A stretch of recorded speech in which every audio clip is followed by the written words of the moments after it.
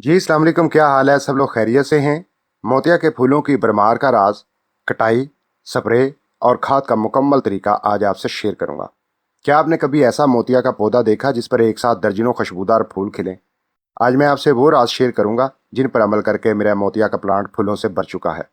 अगर आपके मोतिया प्लांट की ग्रोथ सही तरह नहीं होती, पत्तियां छोटी रह जाती हैं, फूल कलियां बहुत कम बनती हैं और पौधा भी सही तरह ग्रो नहीं करता, तो आप भी वो 3 सीक्रेट को जान के अपने पौधों को हरा भरा और फूलों कलियों से भर सकते हैं।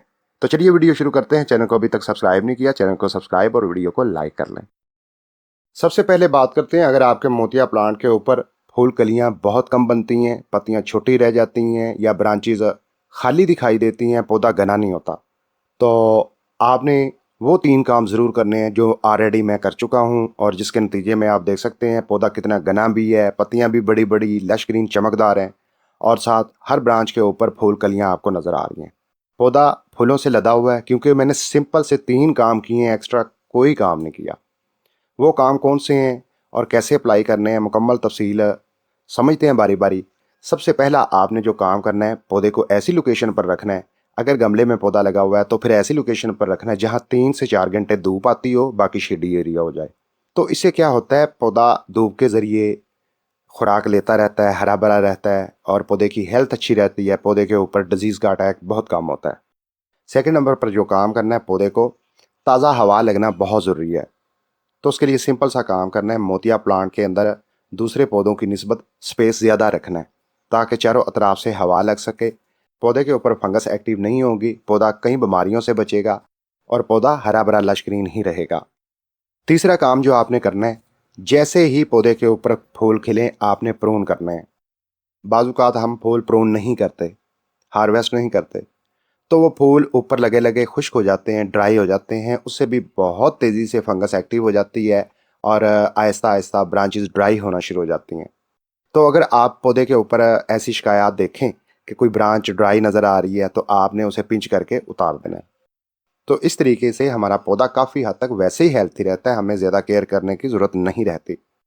जब भी आप ड्राई फूलों की प्रूनिंग करते हैं या ड्राई ब्रांचेस की प्रूनिंग करते हैं तो हमेशा याद रखें, कोई ना कोई फंगसाइड स्प्रे ज़रूर करें। तो अब सवाल पैदा होता है, फंगसाइड स्प्रे कौन सा इस्तेमाल करें?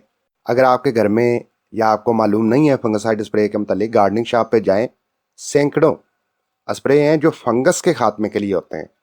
तो जैसा कि मेरे पास ये ट्राईफोर्ट है, ये फंगस के खात्मे के लिए बेहतरीन चीज़ है। ये 300 का पैकेट मिलता है और लंबा अरसा आपके पौधों की प्रोटेक्शन के लिए ये काफ़ी है। इस्तेमाल कैसे करना है? बहुत ही सिंपल है। 1 लीटर सादा पानी लें और 1 चम्मच ट्राईफोर्ट का भर के डाल दें। अच्छे तरीके से मिक्स करने के बाद क्या करना है, 4 लीटर सादा पानी स्प्रे वाली बोतल में डालना है और ये 1 लीटर तैयार करदा महलूल इसके अंदर डाल लेते हैं। अब हो गया हमारे पास 5 लीटर फंगसाइड स्प्रे तैयार। तो जहां मैंने मोतिया प्लांट पर करना है, मैं अपने पूरे गार्डन में कर देता हूँ। और स्प्रे जो फंगसाइड है, ऐसे करें कि पौधे की ब्रांचेज, पत्तियों और कटशुदा शाखों के ऊपर स्प्रे का पानी थोड़ी देर ठहरे। फंगसाइड स्प्रे करने से ड्राई होने वाली जितनी भी ब्रांचेज हैं, ये ड्राई नहीं होंगी बल्कि हरी भरी लश ग्रीन होंगी और इसके ऊपर नई पत्तियां बनने का अमल शुरू होगा।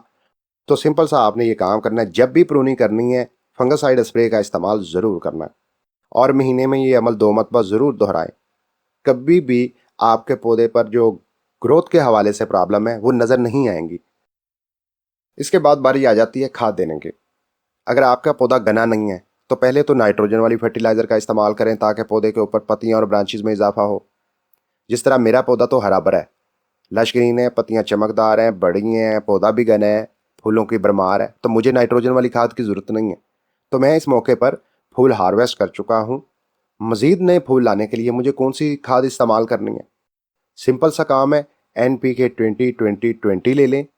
NPK का एक और नंबर है 10-52-10। यह एक तीसरी खाद है जो ख़ास मोतिया के लिए ही है, वो है 12-61-0।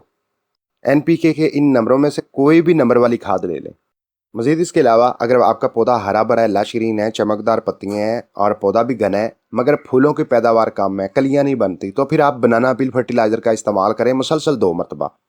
बनाना पील में इतनी कुव्वत होती है क्योंकि वो उसमें पोटाशियम की मकदार बहुत ज़्यादा होती है। पोटाशियम पौधे की कुव्वत मुदाफ़त को बढ़ा देता है, पौधे को लश ग्रीन बना देता है, पौधे के अंदर एक नई जान पैदा कर देता है। नए फूलों और कलियों की पैदावार में बेशुमार इजाफा हो, तो उसके लिए मेरे पास है NPK 20-20-20। 5 लीटर पानी के अंदर आधा चम्मच डालना है, मिक्स करें और ठहर ठहर के ये 5 लीटर पानी गमले की मट्टी में डालें। तो ये बात ज़हन में रखें, एक मरतबा मट्टी को खुश करें फिर खाद दें, ज़्यादा असर होगा, ज़्यादा फ़ायदा मिलेगा, जल्दी असर मिलेगा और पौधे के ऊपर फूलों और कलियों की पैदावार में बेशुमार इजाफा होगा और बहुत तेज़ी से रिजल्ट मिलेगा आपको।